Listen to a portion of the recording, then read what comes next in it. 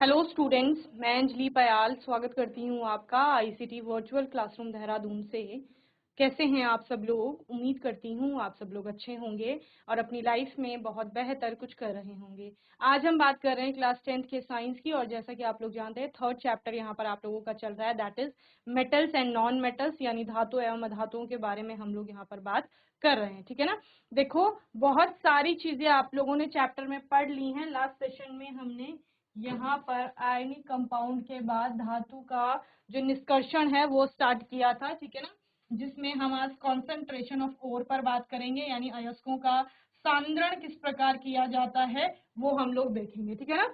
So concentration that is also called enrichment of ores. ठीक है ना।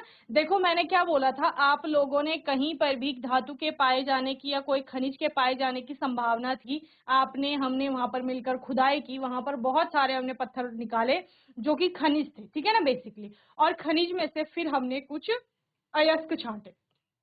अयस्क क्या थे? जिनसे हम धातुओं को आसानी से निष्कर्षित कर सकते हैं कम खर्च में, और जो आसान हो। ठीक है ना। इस प्रकार से हमने अयस्क को छांटा, और अब क्या था, उस अयस्क को शुद्ध करने की आवश्यकता थी।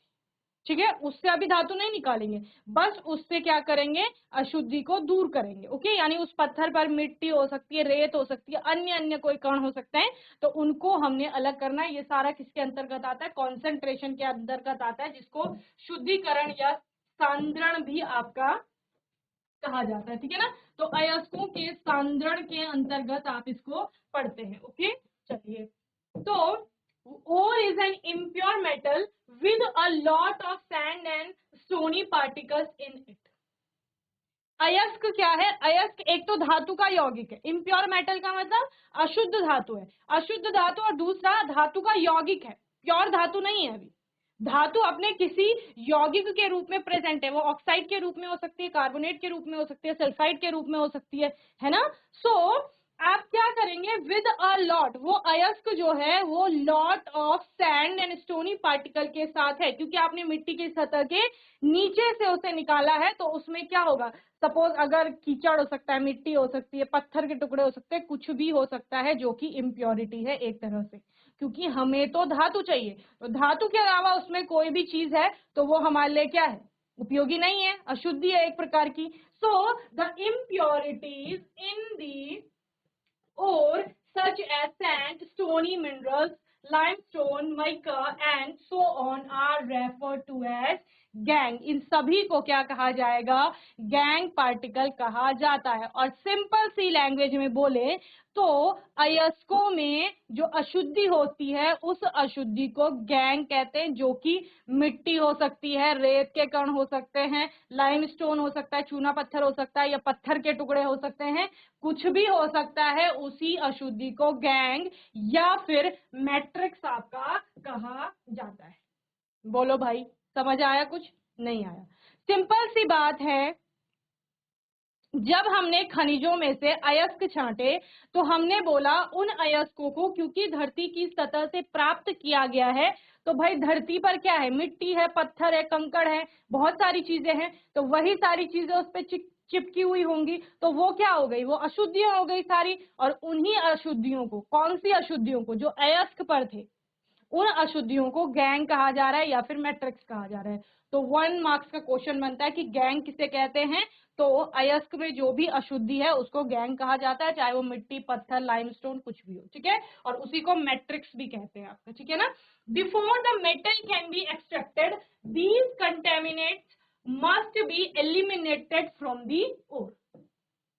देखो, लास्ट सेशन में हमने ये देखा था कि जो लोअर एक्टिविटी की मेटल्स होती हैं, रिएक्टिविटी की मेटल्स होती हैं, उनको कैसे एक्सट्रैक्ट किया जाता है, लेकिन एक्सट्रैक्शन से पहले जो किया जाता है वो कॉन्सेंट्रेशन और इनरिचमेंट ऑफ ओर्स के अंतर्गत आता है, यानी कि सांद्रण जिसे कहा जाता है। तो एक्सट्रैक्ट करने से पहले अयस्क की सफाई होगी। जब अयस्क को साफ कर लिया है, अब उस अयस्क को आगे प्रोसेस में भेजा जाएगा जहां उसका एक्सट्रैक्शन होगा, उससे यानी कि धातु का एक्सट्रैक्शन होगा। समझ रहे हैं? अ fusible compound called sludge is formed when a chemical called flux is introduced to the ore to remove the metals. ठीक है ना। Then गैंग्स और फ्लक्स मिलकर के आपका क्या बना रहे हैं, स्लेज बना रहे हैं। Okay, the procedure for separating the gangue from the ore are based on the physical और chemical differences between the gangue and the ore. क्या समझ में आया? देखो हो क्या रहा है, अयस्क में अब अशुद्धि कौन से प्रकार की है, और अयस्क में पाए जाने वाली जो जो अयस्क है, यानी जिस धातु का अयस्क है, उन दोनों के कुछ ना कुछ भौतिक गुण होंगे और केमिकल गुण होंगे, आपके रासायनिक गुण होंगे, ठीक है ना। तो उन भौतिक और रासायनिक गुणों में अंतर के कारण आप कॉन्सेंट्रेशन की अलग अलग विधियों का प्रयोग करें। बोलो समझ आया? क्या बोला मैंने? देखो अयस्क बदलेगा, अलग अलग धातुएं हैं, उनके अलग अलग अयस्क, उनमें पाई जाने वाली अशुद्धियां भी अलग अलग प्रकार की होंगी, तो उनके भौतिक गुण और रासायनिक गुण भी अलग अलग प्रकार के होंगे। तो अब जो सांद्रण के लिए, यानी उस अयस्क की को शुद्धिकरण करने के लिए जो आप विधियों का प्रयोग करेंगे, वो विधियां भी अलग अलग प्रकार की होंगी। जैसे सिंपल सी एक विधि है कि आप हैंड पिकिंग का यूज करते हैं, कि हाथ से उठा के कंकड़ पत्थर आपने अलग कर, ठीक है। या फिर आपने क्या किया, सबसे पहले तो आप पाउडरी फॉर्म में कन्वर्जन करते हैं किसी भी ओर का, अयस्क को बारीक पीस लेते हैं, ठीक है। अब पीसने पर उसमें अलग अलग पार्टिकल्स होंगे, है ना। तो क्या कर सकते हैं, हो सकता है कुछ पार्टिकल उसमें ऐसे हैं जो डिसॉल्व हो जाए पानी में डालने पर, तो आपने पानी डाला वो घुल गए, अशुद्धि अलग कर देंगे, ठीक है। या फिर आप क्या करते हैं, वहां पर चुंबकीय पृथक्करण का उपयोग करेंगे। कुछ चीजें ऐसी हैं जो चुंबक से आकर्षित हो जाएंगी, और दूसरी गैंग पार्टिकल ऐसे हैं जो चुंबक से आकर्षित नहीं होंगे, तो वो अलग हो जाएंगे। या फिर भारी कण आपका पानी में बैठ जाते हैं, हल्के कण ऊपर उठ जाते हैं। तो किसी भी विधि का प्रयोग करेंगे, डिपेंड करता है उसके भौतिक गुणों पर या फिर रासायनिक गुणों पर। Okay, the ore is first crushed to a powder. सबसे पहले ओर को क्या किया गया, अयस्क को क्या किया गया, क्रश किया गया, बारीक पीसा गया है। यहाँ पर physical technique such as hydraulic washing, flux flotation and magnetic separation as well as chemical processes are used to separate the crushed ore depending on the type of ore and its impurities। ठीक है ना। क्या क्या बोला गया, hydraulic washing जो होती है, पानी का प्रयोग करके वॉश किया जाता है, बहुत तेज धारा के साथ पानी बहेगा और जो हल्की अशुद्धि होगी उसके साथ बह जाएगी और भारी कण वहीं रह जाते हैं। फ्लक्स फ्लोटेशन का यूज किया जाता है एंड मैग्नेटिक सेपरेशन का यूज किया जाएगा। इन तीनों में से किसी भी विधि का प्रयोग किया जाएगा, डिपेंड करेगा कि उसमें इम्प्योरिटीज कौन सी टाइप की है। और as well as chemical processes are used, और रासायनिक विधियां भी और प्रक्रियाएं भी कुछ उपयोग में लाई जाएंगी जब हमें उसका क्या करना है, सांद्रण करना है या शुद्धिकरण करना है। किसका, अभी अयस्क चल रहा है, सिर्फ अभी धातु नहीं आई है, अभी सिर्फ अयस्क की सफाई चल रही है। ओके, चलिए। Then ore concentration is sometimes known as ore dressing or enrichment, ठीक है ना। तो कॉन्सेंट्रेशन यानी सांद्रण के लिए ही दो टर्म और यूज की गई, एक ड्रेसिंग कहा जाता है, ड्रेसिंग करते हैं ना किसी भी चीज की, उसको बहुत अच्छा सा बनाना। तो वो अयस्क जिसको आपने खनिजों में से छांटा था, वो कैसा था, उसमें इम्प्योरिटीज थी, तो इम्प्योरिटीज को अलग करके उसको बहुत अच्छा सा बनाया गया, तो उसकी ड्रेसिंग हो रही थी। या फिर इनरिचमेंट, इनरिच होते हैं ना बहुत सारी चीजें, तो इनरिचमेंट उसका किया गया, ठीक है ना, बहुत अच्छा उसको बनाया गया। तो ये पूरा कॉन्सेंट्रेशन के अंतर्गत आएगा आपका अयस्कों के सांद्रण के अंतर्गत। बोलो समझ आया? सिंपल सी बात है। सांद्रण क्या है, जब खनिज इतने सारे निकाले, उनमें से आपने अयस्क छांटे, उन अयस्कों की हमने यहाँ पर शुद्धिकरण किया, उसी को सांद्रण कहा जा रहा है, उसी को ड्रेसिंग कहा जा रहा है, उसी को एनरिचमेंट कहा जा रहा है, उसी को कॉन्सेंट्रेशन भी कहा जा रहा है। जिसमें हमने बोला अयस्क और जो उस पर मिट्टी, पत्थर, कंकड़, लाइमस्टोन, जो भी अशुद्धि है उस पर लगी हुई, उन दोनों के जो भौतिक गुण होंगे, उन भौतिक गुणों के और जो उनके रासायनिक गुण होंगे, उनके रासायनिक गुणों के आधार पर आप यहाँ पर अलग अलग विधियों का प्रयोग करेंगे अयस्क को शुद्ध करने के लिए या फिर उससे गैंग पार्टिकल्स को अलग करने। क्लियर है? बोलो। जिसमें कि सबसे पहले अयस्क को क्या किया गया, पाउडरी फॉर्म में उसका कन्वर्जन किया गया या उसको क्रश किया गया। ओके, चलिए इतना नोट करेंगे फिर आगे चलेंगे।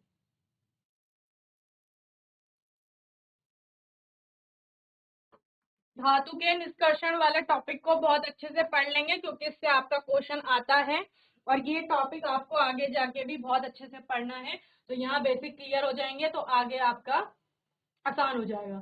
तो धातुओं के निष्कर्षण के चरण जो है अलग अलग स्टेप्स इसमें इन्वॉल्व होते हैं। फर्स्ट है अयस्कों का समृद्धिकरण जिसे कहा जा रहा है, या एनरिचमेंट ऑफ ओर्स जिसे कह रहे हैं, या अयस्कों का सांद्रण मैंने आपको बताया था, ठीक है ना।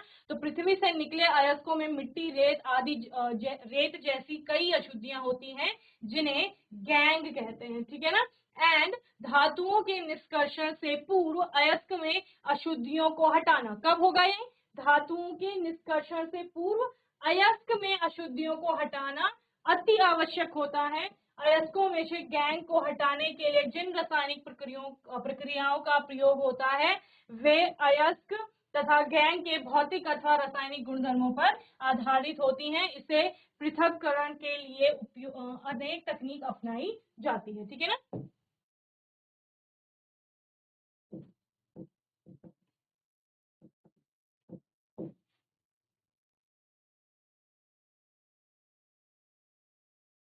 अयस्कों का समृद्धिकरण या सांद्रण भी इसे कहते हैं, ठीक है। शुद्धिकरण, समृद्धिकरण। अब मैंने आपको बताया था जो धातुओं का आपने अयस्कों का जो सांद्रण किया, यहाँ पर अयस्कों में जो धातु उपस्थित है उस धातु को उसकी क्रियाशीलता के आधार पर हम बांटेंगे, ठीक है ना। तो आपने बोला धातुओं को उनकी सक्रियता के आधार पर 3 भागों में बांटेंगे, एक निम्न की, एक मध्य की और एक उच्च क्रियाशीलता, ठीक है ना। तो यहाँ पर क्रियाशीलता या सक्रियता जिसे आप कहते हैं उसी आधार पर उनका निष्कर्षण भी होगा। तो लास्ट सेशन में ये वाला टॉपिक तो आपने एक बार पढ़ ही लिया था, ठीक है ना। दोबारा आप लोग देख लो, सक्रियता श्रेणी में नीचे आने वाली धातुओं का निष्कर्षण, ठीक है ना। तो कम अभिक्रियाशील होने के कारण धातुओं को मात्र गर्म करने पर ही धातु की प्राप्ति यहाँ पर हो जाती है। उदाहरण के लिए सिनेबार आपने देखा था, मरक्यूरी का आपका यहाँ पर अयस्क था और उससे मरक्यूरी को प्राप्त करना था। तो मरक्यूरी अगर आपका सल्फाइड, सिनेबार सल्फाइड है आपका, तो उसकी फॉर्म में है तो उसको ऑक्सीजन की प्रेजेंस में गर्म करेंगे, ऑक्साइड में कन्वर्ट करेंगे, देन ऑक्साइड को फर्दर आपका हीट किया जाएगा और उसको सिंपल वहां से मरक्यूरी को एक्सट्रैक्ट किया जाएगा। सेम होता है कॉपर के केस में, जब वो सल्फाइड के फॉर्म में है तो उसको क्यूप्रिक आपका ऑक्साइड में कन्वर्ट किया जाता है, देन ऑक्साइड से आप कॉपर को प्राप्त कर लेंगे, ठीक है ना। तो सिनेबार जो कि मरक्यूरी का एक अयस्क है, वायु की उपस्थिति में गर्म झरने पर यह सबसे पहले मर्क्यूरिक ऑक्साइड बनाता है, वह अधिक गर्म करने पर मर्क्यूरिक ऑक्साइड मरकरी में बदल जाती है। जैसे आपने यहाँ पर देखा तो सल्फाइड था, ऑक्सीजन की प्रेजेंस में हीट करेंगे, ऑक्साइड में कन्वर्ट होगा, देन ऑक्साइड को फर्दर हीट किया जाएगा तो ये मरकरी में कन्वर्ट हो जाएगा। इसी प्रकार जो कॉपर का सल्फाइड का अयस्क है आपका, उसमें विद्यमान कॉपर को वायु में गर्म करके इसका अयस्क प्राप्त किया जा सकता है, ठीक है ना। यानी कि क्या करेंगे, कॉपर सल्फाइड को गर्म करेंगे ऑक्सीजन की प्रेजेंस में, ये तो आपका क्या बना, ये बना Cu2O, ठीक है ना। अब इसको आपका फर्दर गर्म किया गया यहाँ पर, देखो इस प्रकार से लिख,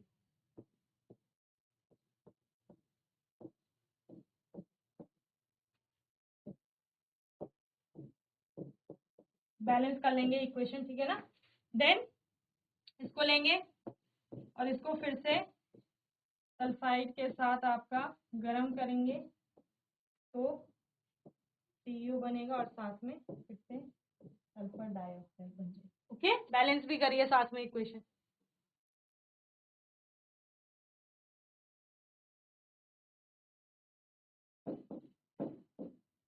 का मतलब क्या है, जो ये कॉपर है इसको प्राप्त किया जाएगा Cu2S से, जो कि उसका अयस्क है, और कैसे इसको गर्म करेंगे तब, ठीक है। Extracting metals in the middle of the activity series, ठीक है ना। जो मिडिल में है एक्टिविटी सीरीज में, मध्य की अभिक्रिया जिनकी हो, अभिक्रियाशीलता जिनकी है, उनको कैसे एक्सट्रैक्ट किया जाएगा, ठीक है। चलिए, so iron, zinc, lead, copper and other metals are in the centre of the reactivity series. आपने कॉपर को लोअर में भी देखा और मिडिल में भी आप लोग देखेंगे, okay. So sulphides and carbonate are the most common forms of sulfides and carbonates are the most common forms of these moderately reactive metals, ठीक है ना। जो आपकी ये मध्य की अभिक्रियाशील धातुएं हैं, ये जनरली आप अपने सल्फाइड या कार्बोनेट के अयस्क के रूप में आपके पाए जाते हैं। Okay, so reduction techniques are used to extract these metals from their ores. The oxides are the oxide ore is reduced during the reduction process. अब देखो होगा क्या, सिंपल सी बात, जो ये आपकी धातुएं हैं आयरन, जिंक, लेड, कॉपर, ये धातुएं पाई जाएंगी सल्फाइड और कार्बोनेट की फॉर्म में। सिंपल सी बात है, आयरन सल्फाइड के रूप में है, कार्बोनेट के रूप में है, जिंक आपका सल्फाइड के रूप में या कार्बोनेट के रूप में, ठीक है ना। तो फिर आपका क्या होगा वहां पर, उसका किया जाएगा वहां पर ऑक्साइड में कन्वर्जन। समझ रहे हैं, किसके रूप में, ऑक्साइड के रूप में कन्वर्जन होगा। और देन ऑक्साइड को रिड्यूस किया जाएगा, अपचयित किया जाएगा और उससे बनाया जाएगा आपका क्या, उस धातु को प्राप्त किया जाएगा। तो सल्फाइड यानी एस के फॉर्म में, ठीक है, एस के फॉर्म में, ठीक है, ZnS हो गया आपका, इसके रूप में है। तो इससे आपको क्या प्राप्त करना है, इससे प्राप्त करना है ZnO, मतलब इसमें कन्वर्ट करना है इसको, फिर इस ZnO से आपको सिर्फ Zn को प्राप्त करना है। तो यहां से यहां चलेंगे और यहां से फिर इधर, तो ये वाली प्रोसेस तो रिडक्शन है। जब ऑक्सीजन हटती है तो उसको रिडक्शन कहा जाता है, अपचयन कहा जाता है ना। तो ये अपचयन हो रहा है, इतना तो हमें पता है। लेकिन सल्फाइड का ऑक्साइड में कन्वर्जन क्या है, और सेम उन्होंने क्या बोला है, एक तो सल्फाइड है और दूसरा क्या है, कार्बोनेट है। अगर वो अपने कार्बोनेट के फॉर्म में है और फिर उसको ऑक्साइड में कन्वर्ट किया जाएगा तो उसको क्या कहा जाएगा यहाँ पर, ठीक है ना। तो वो दो प्रोसेसेस आपकी बहुत इंपॉर्टेंट है। When compare to sulphide and carbonate and oxide ore is easier to reduce. क्या कहा गया है यहाँ पर, जब कोई धातु अपने सल्फाइड या फिर कार्बोनेट के रूप में है और आपका ऑक्साइड के रूप में, तीन रूपों में कहा जा रहा है, सल्फाइड, कार्बोनेट और ऑक्साइड, तो इन तीनों में से ऑक्साइड से उसको अपचयित करना आसान होता है। क्या बोला मैंने, कोई धातु जो अपने सल्फाइड या फिर कार्बोनेट और आपका ऑक्साइड के रूप में है, तो इन तीनों में से धातु को ऑक्साइड से अपचयित करना आसान होता है, ठीक है ना। If the ore is not an oxide ore, लेकिन यदि अयस्क ऑक्साइड की फॉर्म में नहीं है तब क्या किया जाएगा, it must first be transform to an oxide by calcination or roasting. क्या कहा जाएगा, तो ये आवश्यक है कि पहले उस अयस्क को जो सल्फाइड या कार्बोनेट के रूप में है उसको पहले ऑक्साइड में कन्वर्ट किया जाएगा। बोलो क्या समझे, ध्यान से सुनिए, मैंने क्या कहा, कोई जो धातु है, कोई धातु, कौन सी धातु, ये मिडिल वाली जिनकी रिएक्टिविटी है, मिडिल में जो आ रहा है एक्टिविटी सीरीज में, आपने बोला उन धातुओं को हम या तो सल्फाइड के रूप में देख रहे हैं या कार्बोनेट के रूप में देख रहे हैं जनरली, ठीक है। ऑक्साइड के रूप में भी धातु हो सकती है, लेकिन अगर हम इन तीनों ही अयस्कों को देखें धातुओं के, तो तीनों में से जो ऑक्साइड है, ऑक्साइड से किसी धातु का अपचयन आसानी से हो जाता है, यानी कि ऑक्साइड है तो उस ऑक्साइड से इजीली हम अपनी धातु को एक्सट्रैक्ट कर लेंगे, समझ रहे हो, यानी कि धातु को प्राप्त कर लेंगे। तो यदि वो कार्बोनेट और सल्फाइड के फॉर्म में है तो यह आवश्यक है कि पहले उसको ऑक्साइड में कन्वर्ट किया जाए। यदि वो सल्फाइड और कार्बोनेट की फॉर्म में है तो यह आवश्यक है कि पहले उसको ऑक्साइड में कन्वर्ट किया जाए, समझ रहे हो। तो वही मैंने आपको बताया था जब हम फ्लो चार्ट भी देख रहे थे एक्सट्रैक्शन का, कि रोस्टिंग और कैल्सिनेशन के थ्रू, कैल्सिनेशन में कार्बोनेट को ऑक्साइड में कन्वर्ट किया जाएगा और रोस्टिंग के थ्रू आपका सल्फाइड को ऑक्साइड में कन्वर्ट किया जाएगा, समझ रहे। देखो सी से कार्बोनेट है और सी से ही कैल्सिनेशन है, ये भी बताया था। तो कैल्सिनेशन जो प्रोसेस है उसमें आपका जो कार्बोनेट है उसको ऑक्साइड में कन्वर्ट करेंगे और रोस्टिंग में आपका जो सल्फाइड है उसको ऑक्साइड में कन्वर्ट करेंगे, एंड देन ऑक्साइड को रिड्यूस करना आसान है तो आपको धातु आसानी से प्राप्त हो जाएगी। ओके, चलिए, तो पहले ये नोट कर लीजिए फिर आगे चलेंगे आप।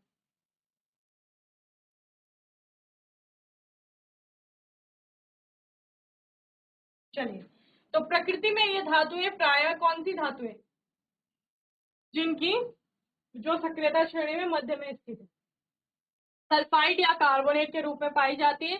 सल्फाइड या कार्बोनेट की तुलना में धातु को उसके ऑक्साइड से प्राप्त करना अधिक सरल है या फिर आसान है, ठीक है। सल्फाइड को भर्जन द्वारा ऑक्साइड में, रोस्टिंग द्वारा ऑक्साइड में बदलते हैं तथा कार्बोनेट को किसमें, निस्तापन द्वारा ऑक्साइड में परिवर्तित करते हैं। इसके पश्चात कार्बन जैसे उपयुक्त अपचायक का उपयोग कर धातु ऑक्साइड से धातु को प्राप्त किया जाता है। ठीक है ना। तो यहाँ पर किसका प्रयोग होगा, आप देखेंगे अभी कि कार्बन का उपयोग किया जाएगा जब ऑक्साइड को रिड्यूस कराया जाएगा ना, तो वहां पर कार्बन आपका अपचायक की भूमिका निभाएगा और फिर जो आपकी ऑक्साइड है उससे हम धातु को आपका अपचयित कर लेंगे या प्राप्त कर लेंगे, सिंपल सी बात। ठीक है ना। यानी कि अगर सपोज आपका जिंक का ऑक्साइड है तो जिंक का ऑक्साइड जो है उससे हमने जिंक निकालनी है, तो कार्बन जो होगी वहां पर मुख्य भूमिका निभाएगी। और किस प्रकार से रिएक्शन होगी ये आप लोग देखेंगे आगे। ठीक है ना।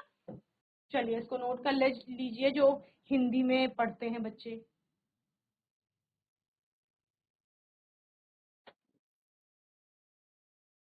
कार्बोनेट सही लिखना, जहां जहां पर कार्बोनेट लिखना थोड़ा ध्यान से। ओके। तो यहाँ पर आज के सेशन में आपने क्या देखा, देखो सांद्रण से हम लोगों ने स्टार्ट किया था कि अयस्क जो मिले हैं उन अयस्कों का सांद्रण होता है, जिनको इनरिचमेंट ड्रेसिंग कह रहे थे, कॉन्सेंट्रेशन कह रहे हैं। ओके।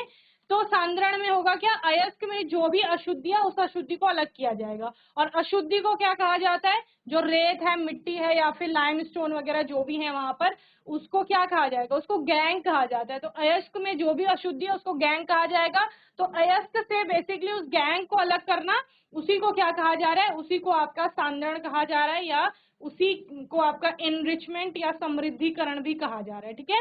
उसमें सबसे पहले अयस्क को बारीक पीस लेंगे, यानी कि उसका पाउडरी फॉर्म में कन्वर्जन हो जाएगा, और कन्वर्जन होने के पश्चात क्या होगा, उसका अलग अलग प्रोसेस है, वो डिपेंड करेगा कि उसकी फिजिकल यानी कि भौतिक गुण क्या है और केमिकल प्रॉपर्टीज यानी कि रासायनिक गुण क्या है, किसके, अयस्क के और उसमें पाए जाने वाले गैंग पार्टिकल्स के। ठीक है ना।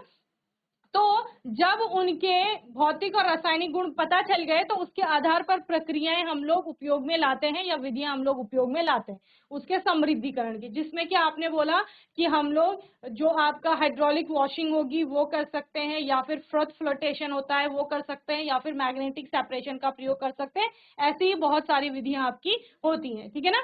देन उसके बाद क्या होगा, उसके बाद आपको देखना है अयस्क कौन सी धातु का है और वो धातु सक्रियता श्रेणी पर सक्रियता श्रेणी में कहां पर स्थित है, यानी सबसे नीचे है, मध्य में है या सबसे ऊपर है। फिर आपने बोला अगर सबसे नीचे है तो क्या किया जाएगा, तो जो सबसे नीचे पाई जाती हैं धातुएं जो कि आपकी कम सक्रियता की हैं, तो उनको जनरली गर्म करने से ही उनका जो अयस्क है उससे प्राप्त कर लेंगे, यानी अयस्क को गर्म करेंगे धातु के और उससे धातुओं का निष्कर्षण इजीली हो जाता है, जैसे हमने मरकरी और कॉपर का एग्जांपल यहाँ पर देखा। ठीक है ना। और जो मध्य की धातुएं हैं उनका क्या होगा, वो जनरली सल्फाइड या कार्बोनेट के फॉर्म में रहती हैं, तो उनका सल्फाइड या कार्बोनेट से ऑक्साइड में कन्वर्जन किया जाता है, एंड देन ऑक्साइड में कन्वर्जन के बाद कार्बन की उपस्थिति में उनका अपचयन होगा और फिर उनसे धातु को प्राप्त किया जाएगा। ओके। आने वाले सेशन में जो रोस्टिंग और कैल्सिनेशन आपने पढ़ा, यानी भर्जन और निस्तापन जिसे कह रहे हैं, उसके बारे में और डिटेल में समझेंगे। होमवर्क में एक बार आप लोग देख के आएंगे। अभी कोई डाउट होगा, क्वेश्चन होगा तो आने वाले सेशन में आप लोग पूछ लेंगे। और तब तक के लिए आईसीटी वर्चुअल क्लासरूम से जुड़ने के लिए धन्यवाद।